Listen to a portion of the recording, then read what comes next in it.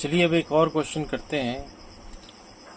ये भी एक इम्पॉर्टेंट क्वेश्चन है। इस टाइप के क्वेश्चंस का भी आपने ध्यान रखना है।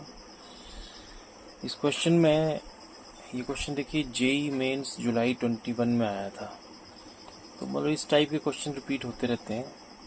अगर आप पास्ट प्रीवियस ईयर्स के क्वेश्चन पेपर देखो तो उसमें आपको ऐसे क्वेश्चंस मिलते रहेंगे। तो क्वेश्चन है कि इंस्टेंटेनियस वेलोसिटी गिवन है v is equal to alpha t plus beta t square, and आपको बोला है कि आपने डिस्टेंस निकालना है 1 to 2 सेकेंड के इंटरवल में। तो जब ऐसा क्वेश्चन आया तो अच्छा, एक तो ये वेरिएबल फॉर्म में जब क्वेश्चन है तो आपको आइदर इंटीग्रेशन या डिफरेंशिएशन, दो मेथड्स हैं, उनसे ही सॉल्व होगा। अगर आपको एक्स डिस्टेंस दिया होता और वेलोसिटी निकालनी होती तब आप डिफरेंशिएशन करते, और अगर आपको वेलोसिटी दी और डिस्टेंस निकालना है तो आपने इंटीग्रेशन करनी है। तो जो गिवन है हमारे पास वो है v is equal to alpha t plus beta t square. ठीक है, तो जो डिस्टेंस है वो आपको पता है, जो वेलोसिटी है time rate change of distance या डिस्प्लेसमेंट। तो डिस्टेंस हो गया वेलोसिटी इंटू dt। अब इंटीग्रेट करते हैं अगर आप इसको,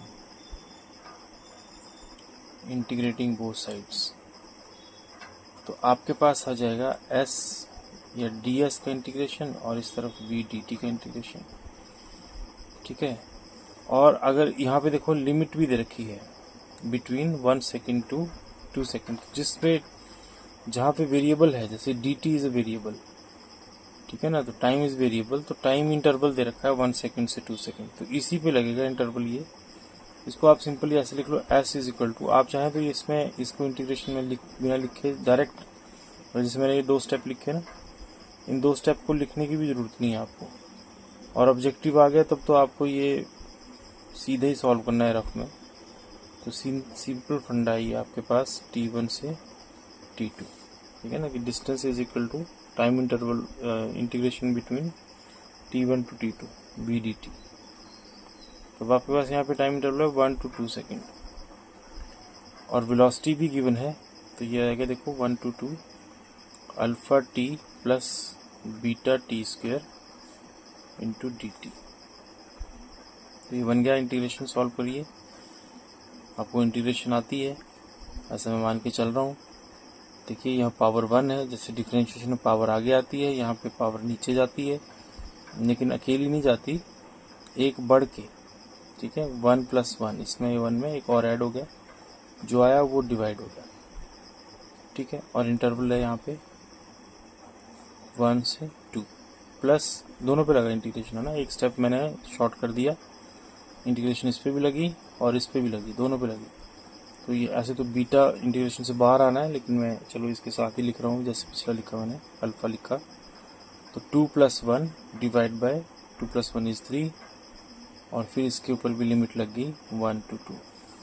तो ये आ गया 1/2 अल्फा इज कांस्टेंट, और पावर जो है ना वो यहाँ सब्स्टिट्यूट करनी होती है।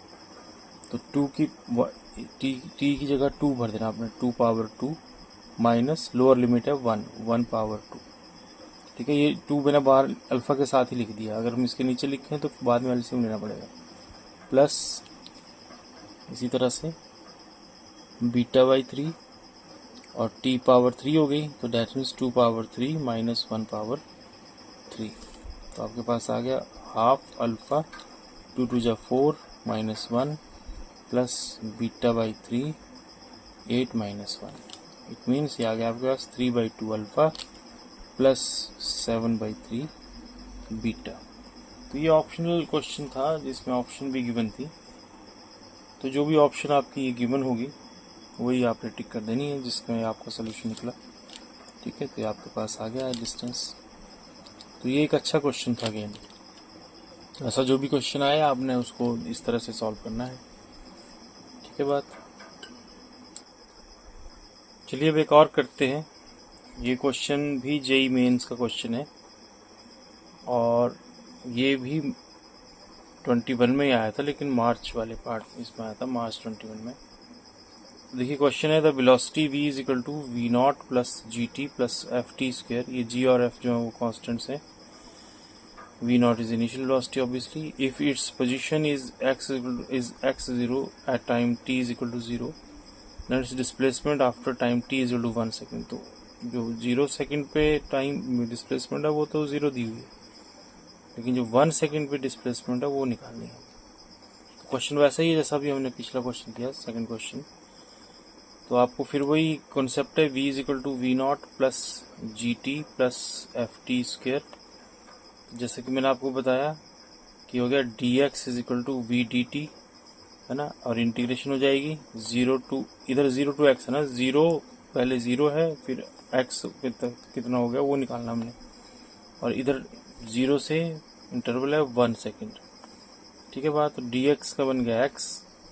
अब लिमिट यहाँ पे एक 0 है, ऐसे तो लिमिट भी लिखेंगे ऐसे 0 टू x, और यहाँ पे जो है वो आपके पास 0 टू 1 v की वैल्यू भरेंगे। v की वैल्यू है हमारे पास v not plus g t plus f t square into D T. तो अभी 3 है तो तीनों के लिए लगेगा ये इंटीग्रेशन। दिखती बात है, मैंने जैसे पहले भी बताया आपको, upper limit minus lower limit, तो यहाँ पे तो x ही है, लोअर लिमिट 0 है, और यहाँ पे बन गया v नॉट और डी टी का बन गया t। ठीक है, प्लस इसको अलग अलग लिमिट लगा सकते हो आप ऐसे 0 टू 1 जी टी, इधर 1 है वैल्यू, इधर जहाँ 0 थी वहाँ 1 आ गई t की वैल्यू, जहाँ 1 है वहाँ 2 आ जाएगा ऐसे। ठीक है, 0 to 1 plus f t 3/3 0 to 1। तो this becomes v not upper limit 1 minus 0 plus g/2 1 power 2 minus 0 plus f/3 1 power 3 minus 0, है ना, पावर 0 की कुछ भी लिख लो। बन गया v not plus g/2 plus f/3। तो आंसर आ गया। तो इस तरह से देखिए कितना आसान क्वेश्चन, और जेई मेंस में आया हुआ ये क्वेश्चन। तो ये एक अच्छा क्वेश्चन था ये भी, और ये पिछले क्वेश्चन जैसा ही क्वेश्चन था, सॉल्व तो मैंने कर दिया। वैसे आपको खुद करना चाहिए ऐसा क्वेश्चन, एक क्वेश्चन कर लेने के बाद दूसरा क्वेश्चन आपको खुद करना चाहिए ऐसा ऐसा। एक क्वेश्चन और लिखता हूँ यहाँ पे, और इसको फिर आप करिएगा अपने आप।